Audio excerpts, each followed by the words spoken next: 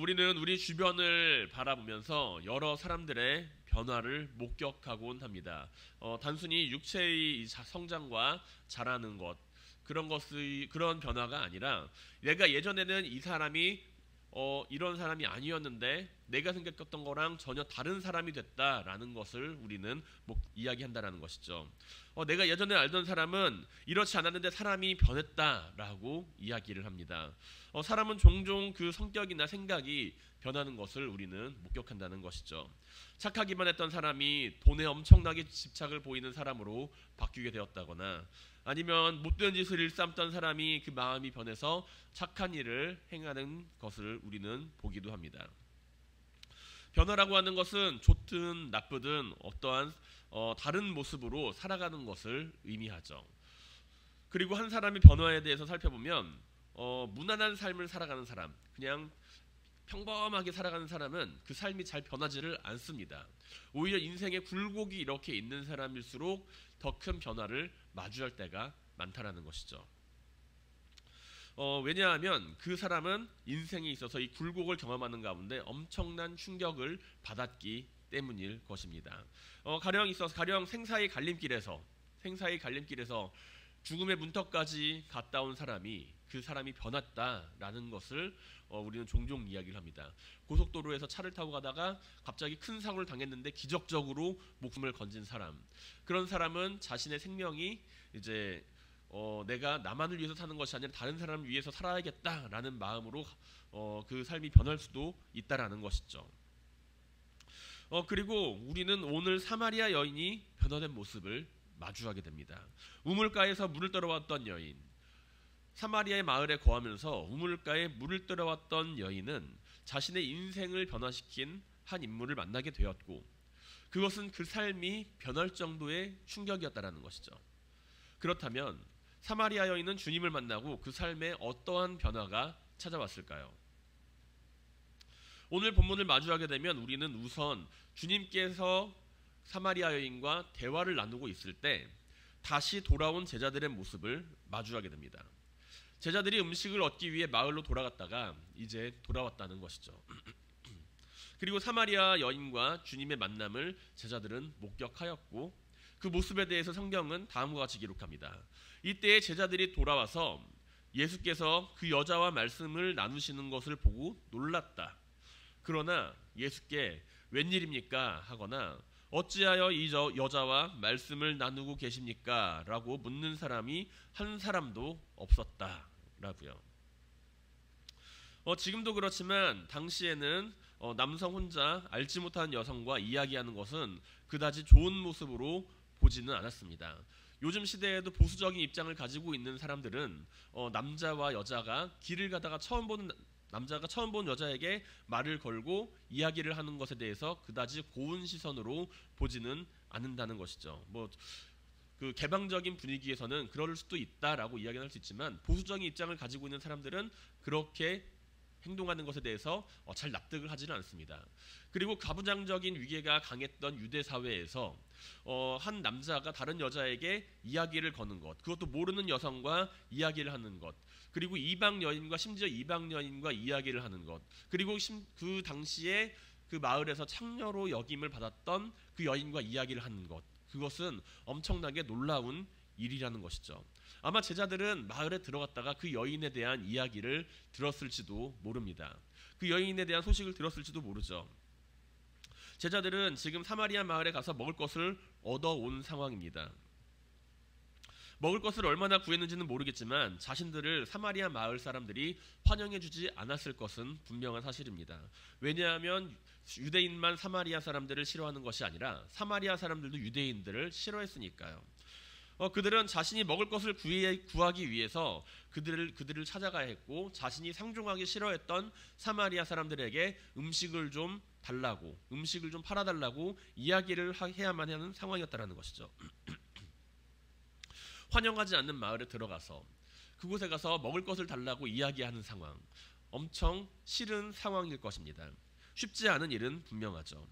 먹을 것을 돈 주고 산다고 해도 어쩌면 그 사람들이 바가지를 씌우는 그것을 쉽사리 납득하지 못했을 수도 있지만 그 마음속에 억울함을 품고서 먹을 것을 구해왔을 수도 있습니다. 그런데 자신들이 그렇게 힘들게 먹을 것을 구해왔는데 주님께서는 우물가에서 웬 사마리아 여인과 이야기를 하고 있는 거예요. 제가 개인적으로 생각하기에 이 사마리아 여인의 외모는 매우 아름답지 않았을까? 상당히 평균 이상으로 아름다웠다라고 생각을 합니다. 왜냐하면 남편이 5명이나 될 정도로 그 여인의 외모가 뛰어났다라고 저는 생각을 해볼 수가 있다라는 것이죠. 아니면은 그 여인이 그 외모가 매력적이지 아니더라도 어떠한 매력을 가지고 있었을 겁니다. 그렇기 때문에 그 정도의 남편을 만날 수가 있었다라는 생각을 해볼 수가 있을 것입니다. 자신들은 힘들게 먹을 것을 구해왔는데 주님께서는 우물가에서 웬 사마리아 여인과, 그것도 좀 예뻐 보이는 그런 여인과 이야기를 하고 있어요. 어떤 생각이 들까요? 여러 가지 생각이 들었을 겁니다.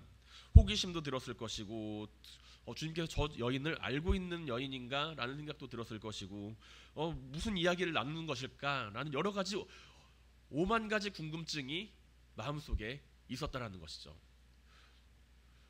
아마 우리가 길을 가다가 내가 아는 남자가 모르는 여자와, 내가 모르는 여자와 길을 걸어가고 있는 모습, 종종 드라마에 그 장면 나오잖아요.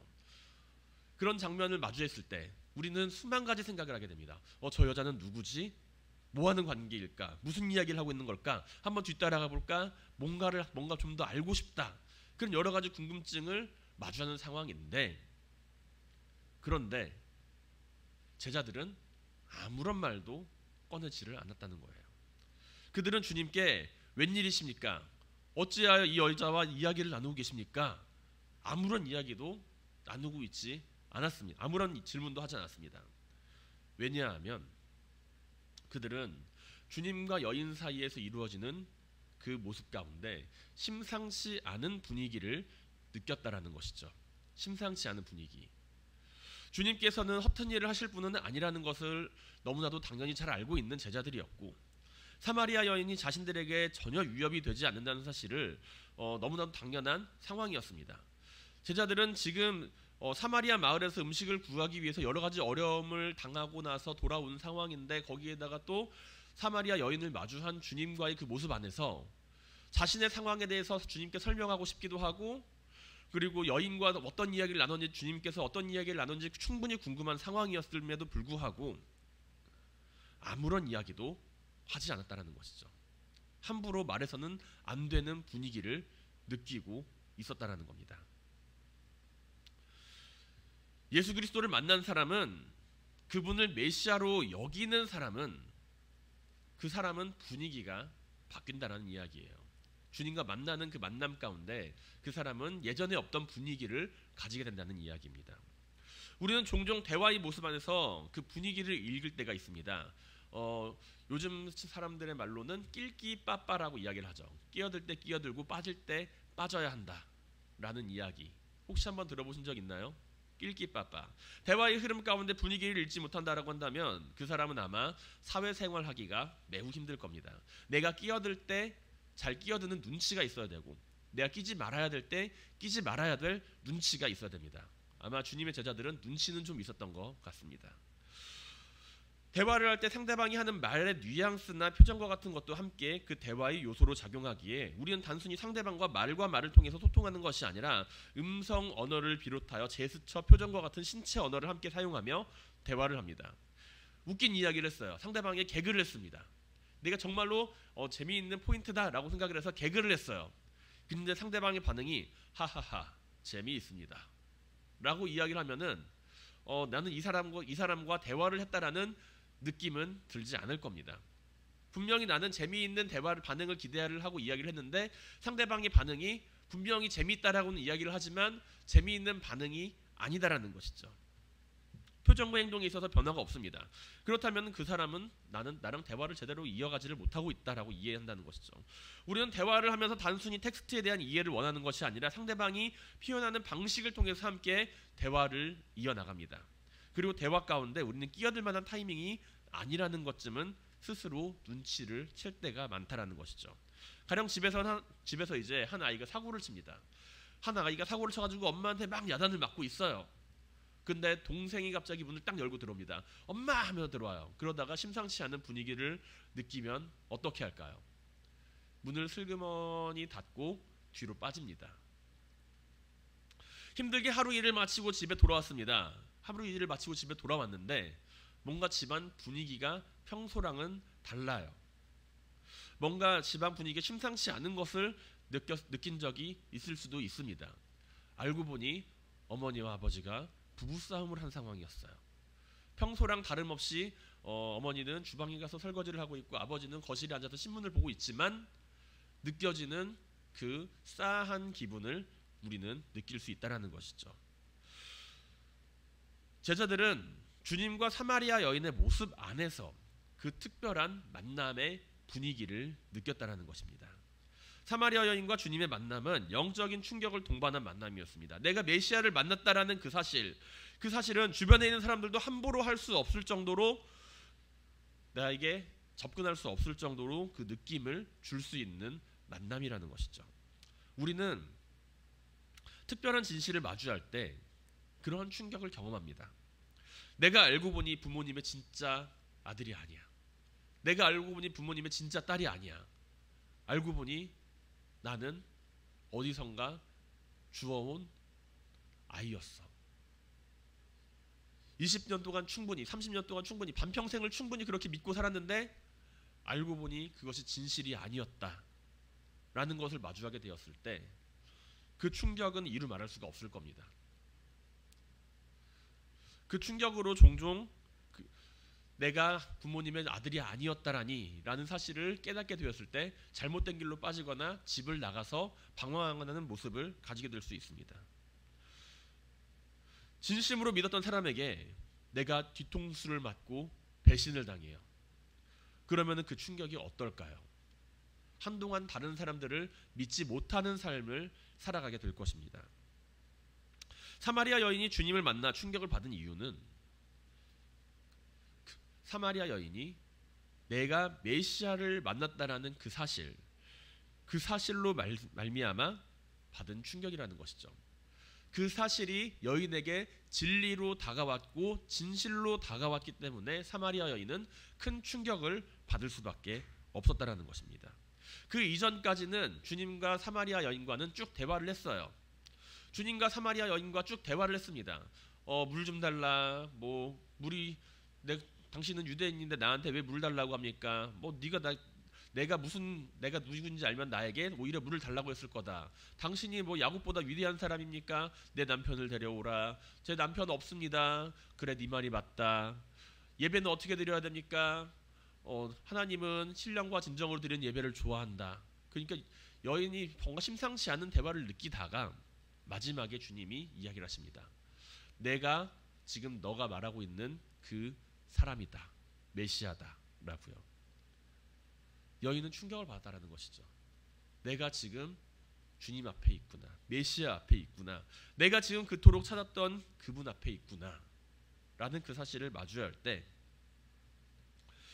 그 여인은 그 삶이 바뀌는 충격을 경험한다는 것입니다.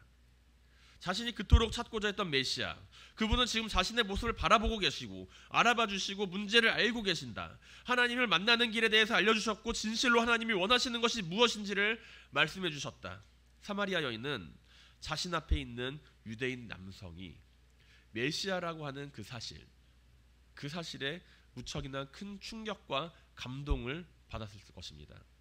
자기가 그토록 찾아 헤맸던 진리, 그토록 찾아 헤맸던 나를 구원해 줄 사람, 그 말로 형언할 수 없는 감격과 감정이 북받쳐 올랐다라는 것이죠.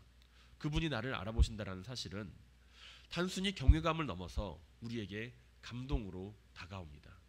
나를 알아봐 주는 사람, 나를 바라보는 사람, 나를 이해해 주는 사람, 그 사람을 만났을 때 우리는 감동을 합니다. 주님과의 대화를 하며 주님 안에서 참된 진리를 발견하게 된 사마리아 여인의 그 충격은 그 여인의 행동을 바꾸기에 충분했다라는 것이죠. 주님을 만난 사람은 변합니다. 왜냐하면 주님께서 진리이시기 때문입니다.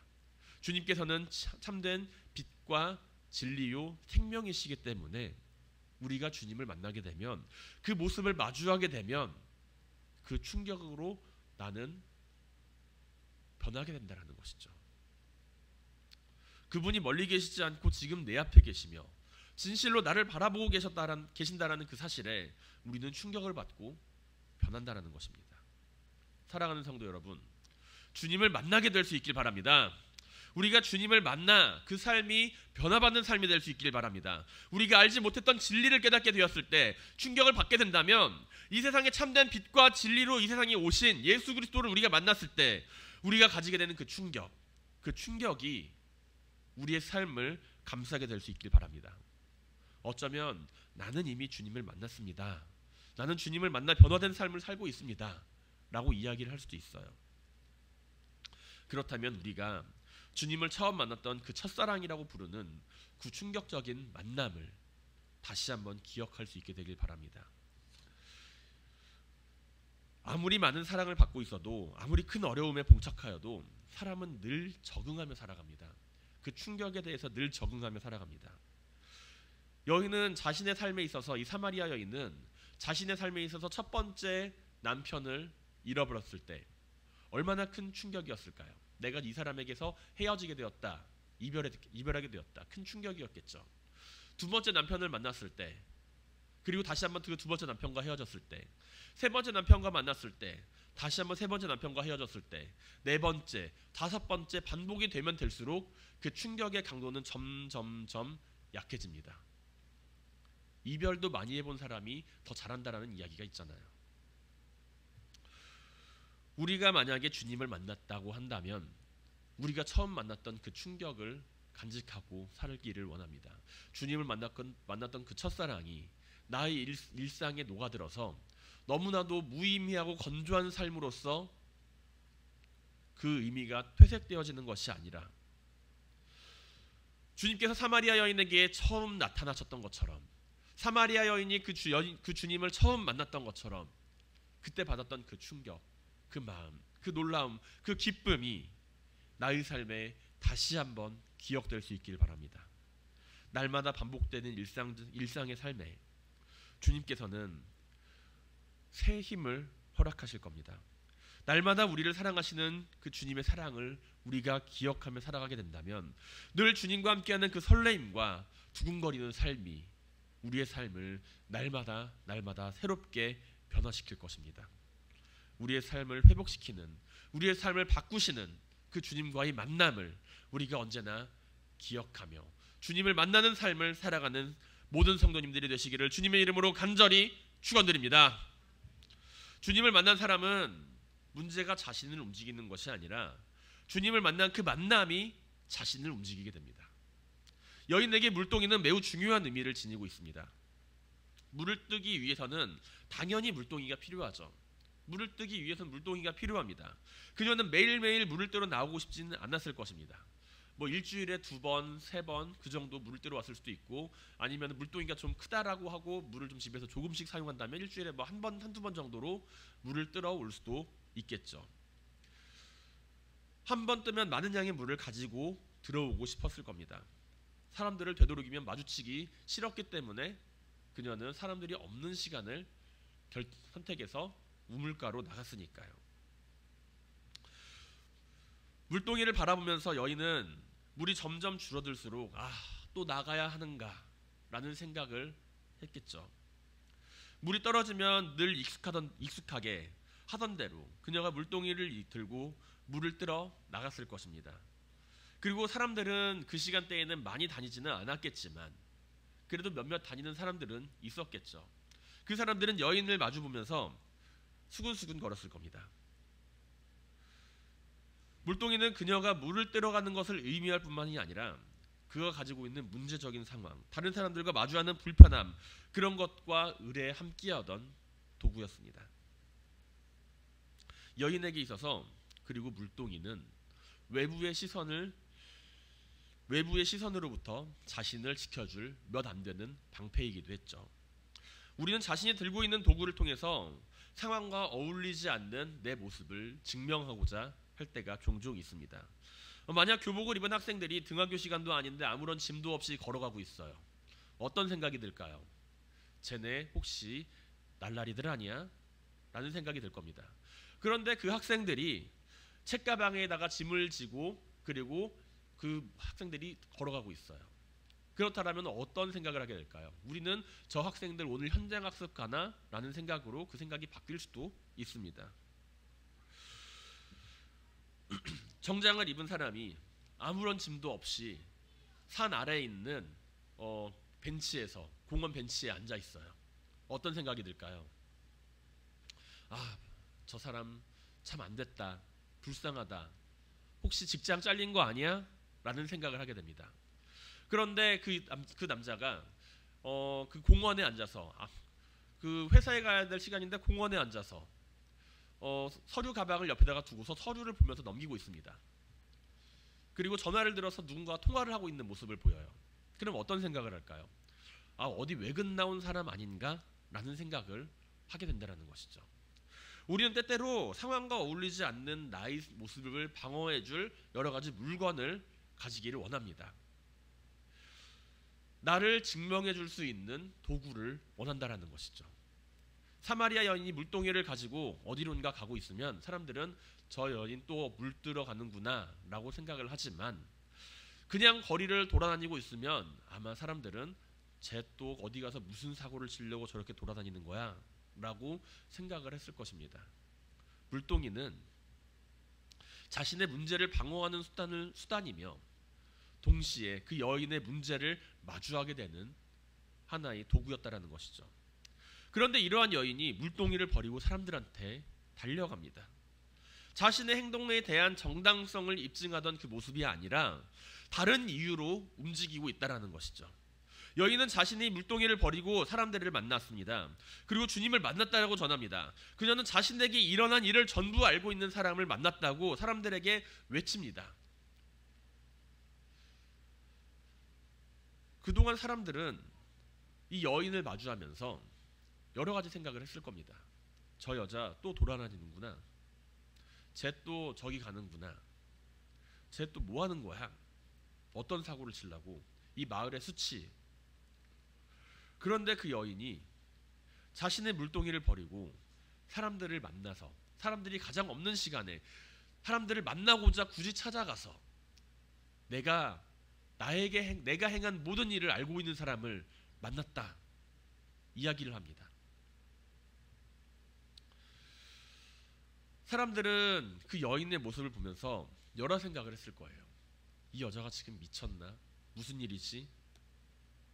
왜 지금 이런 행동을 하는 거야?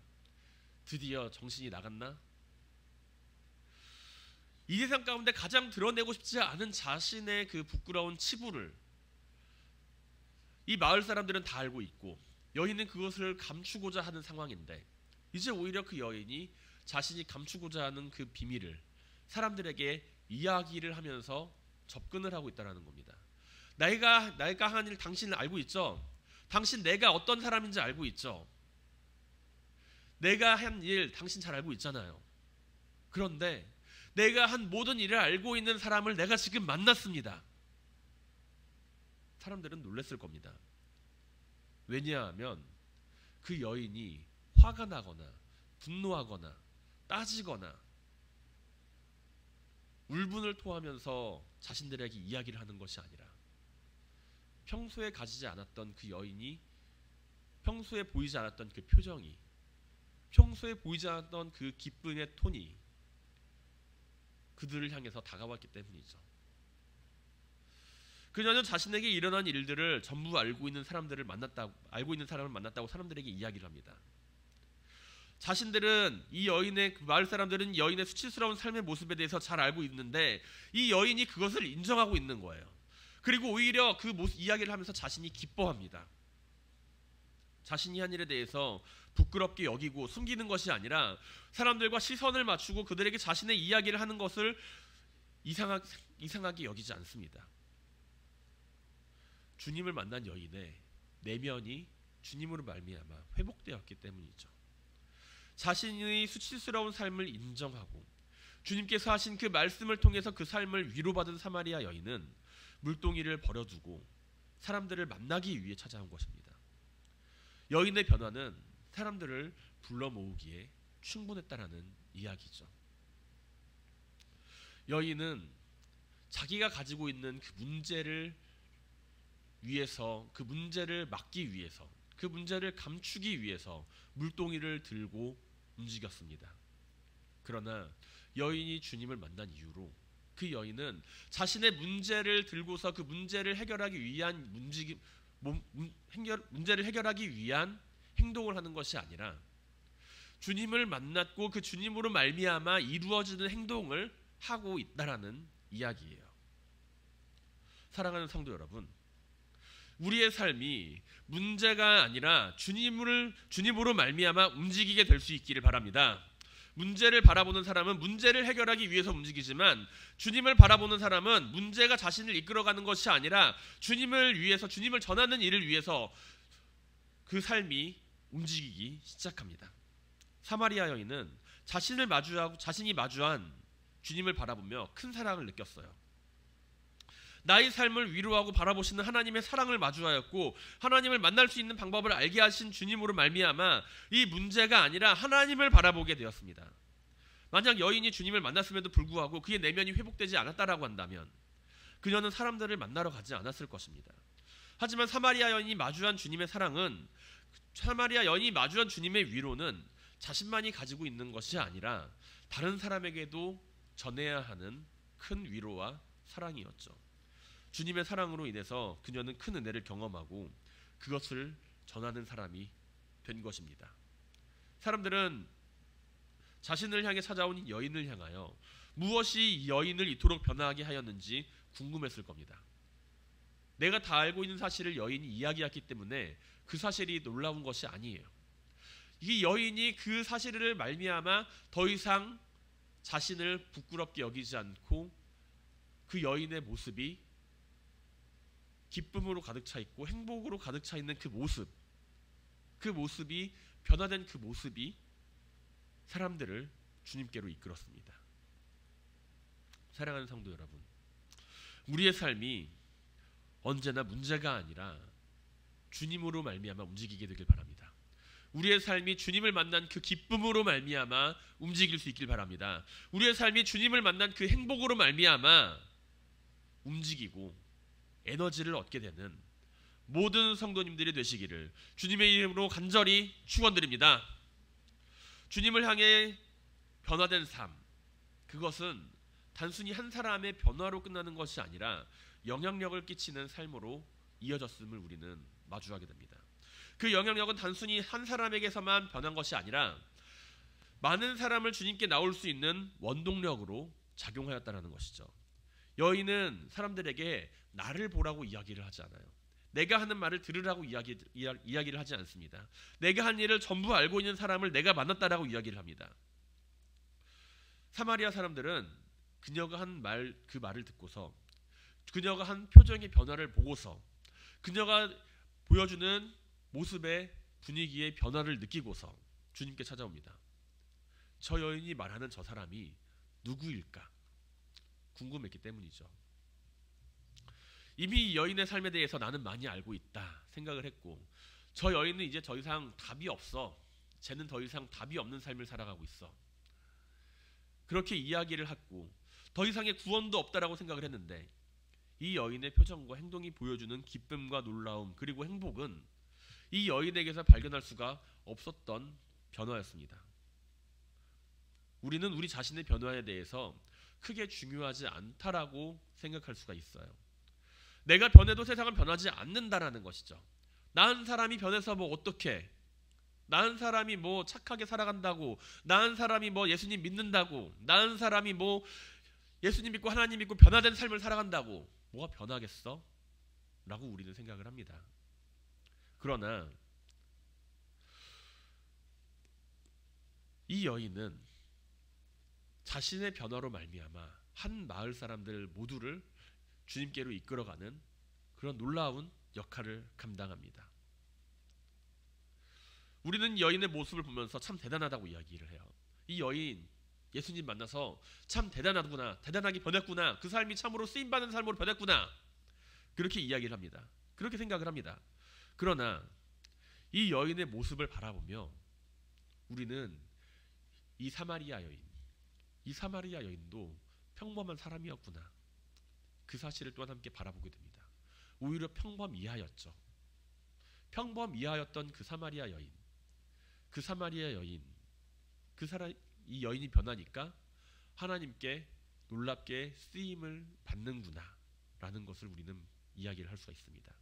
단순히 여인의 주님을 만나서 쓰임을 받은 특별한 여인이 아니라 우리와 같은, 아니면 우리보다 더 못하게 여겨졌던 한 여인의 변화가 사람들을 주님께로 이끌어오는 삶이 되었다라고 우리는 이야기를 해야 한다는 것이죠. 베드로, 요한, 마태, 삭개오, 수많은 주님을 만났던 사람들, 그 사람들은 평범한 사람들이었습니다. 우리는 그 사람들의 이야기를 알고 있습니다. 주님께서 그들의 삶에 다가가시고 그들은 주님을 만나 변화된 삶을 살아갔다. 우리는 이렇게 이야기를 하죠. 그러나 실제적으로 우리가 그들의 삶을 마주한다라고 한다면, 그 사람들이 주님을 만났다라고 해서 그 주변 환경이 드라마틱하게 변하거나 엄청난 행운이 찾아오거나 놀라운 기적을 행하거나 라는 것은 아니라는 이야기입니다. 주님을 따라 나선다고 해도 문제는 그대로 남아있고 주변의 사람들이 바뀌는 것은 아니라는 것이죠. 내가 주님을 믿고 주님께 정말로 내가 주님을 만나서 사람이 변했지만 내 주변 환경은 그대로라는 거예요. 사람들은 변하지 않았어요. 내 삶의 문제는 그대로 남아있습니다. 로또에 당첨된 것도 아니고 길 가다가 금덩이를 발견한 것도 아니에요. 그러나 주님을 만나 변화받은 삶, 변한 삶, 그 삶은 목적이 바뀌었고 문제가 아니라 주님을 바라보는 삶의 모습으로 살아가게 됩니다. 그리고 그 모습이 주변 사람들을 바꾸기 시작한다는 것이죠. 주님을 만나고 나서 여인은 곧바로 행운이 찾아오거나 길을 가다가 보물을 발견하거나 하지 않았습니다. 오히려 자신이 가지고 있는 물동이를 버려두는 모습을 보였어요. 그 삶에 있어서 엄청난 주변에 엄청난 변화가 생기지는 않았습니다. 주님을 믿음으로 말미암아 그 주변에서 그 여인을 긍정해주는 사람들이 많이 늘어났던 것은 아니에요. 하지만 더 이상 그 여인이 마주하고 있는 문제와 현실들이 그녀를 움직이는 동력이 아니라 그 여인이 주님을 만났고 그 만남으로 말미암아 가지게 되는 그 에너지가 주변 사람들을 변화시켜 나갔다는 것이죠. 사랑하는 성도 여러분, 우리의 삶이 주님을 만나 사람들에게 영향을 끼치는 삶이 되기를 바랍니다. 지금 나는 아무런 누구에게도 영향을 끼치지 못해. 나는 지금 누구에게 아무런 영향도 끼치지 않고 있어 라고 생각을 하고 있나요? 최소한 주변에 있는 사람들은, 내가 알고 지내는 사람들은 내 영향을 받고 있는 사람들입니다. 가족이나 친구들, 그 영향을 받고 있습니다. 내가 그들에게 영향을 받는 것처럼 우리는 서로가 서로에게 존재하는 그 존재 자체로 영향을 주고 있습니다. 나비 효과라는 말이 있죠. 나비 효과. 나비가 날갯짓을 하게 되면, 대서양에서 나비가 날갯짓을 한번 하게 되면 그 여파로 인해서 태평양에서 폭풍이 일어난다. 그런 이야기예요. 보잘것없는 나비의 날갯짓인데 그 날갯짓이 폭풍을 불러일으킨다라는 것이죠. 우리의 일상이 늘 반복되는 연속이라고 바라볼 수도 있습니다. 그러나 그 일상의 반복 가운데 모두가 익숙하게 여기고 있는 그 상황 가운데서 주님은 변화를 일으키십니다. 주님을 만났다고 해서 우리 주변에서 바뀐 것은 아무것도 없을 겁니다. 그러나 내가 세상을 바라보는 시각이 바뀌었고, 내가 사람들을 대하는 자세가 바뀌고, 내가 문제를 마주하는 모습이 바뀌게 됩니다. 그리고 나의 바뀐 모습은 최소한 나비의 날갯짓보다는 더 큰 영향력을 가지고 있을 겁니다. 사마리아 여인의 문제는 아직은 해결되지 않고 그대로 남아 있습니다. 사람들의 시선도 바뀐 것은 없습니다. 그러나 이제 사마리아 여인은 문제를 바라보며 움직이는 것이 아니라 주님을 바라보며 움직이는 사람이 되었습니다. 이제 우리의 삶이 내 삶에 있어서 문제를 바라보며 살아가는 삶이 아니라, 내 삶의 주변에 있는 변화를 바라보며 살아가는 삶이 아니라, 변화를 원하는 삶이 아니라 내 자신이 변하는 삶, 내 자신이 주님을 만난 그 사실로 말미암아 변화가 되고 그 변화가 주변을 바꾸어 나가는 선한 영향력을 끼치는 삶이 되기.